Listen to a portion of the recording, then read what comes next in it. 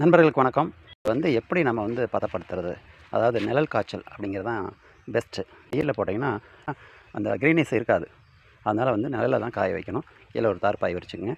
இந்த மாதிரி காய வச்சு பிரட்டி பிரட்டி போட்டோம்னா தனியாக உதிர்ந்து வந்துடும். பிரியாணியில் பாருங்கள், இந்த கலர் மாறாமல் இந்த க்ரீனிஷாக இருக்குன்னு சொல்லியிருக்கேன். அந்த பதம் வரும்போது இது இப்போ குறையும் தருவாயில் இருக்குது. இந்த மாதிரி பாருங்கள்.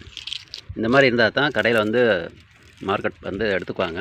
ரொம்ப காய வச்சிட்டிங்க அப்படின்னு சொன்னால் இருங்க, இந்த மாதிரி காய வச்சுட்டா எடுக்கிறதுக்கு வாய்ப்பு குறைவுகள், ரேட்டும் கிடைக்காது.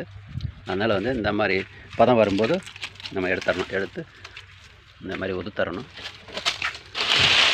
இந்த மாதிரி உதுத்துட்டு இந்த மாதிரி மூடை போட்டுக்கலாம்.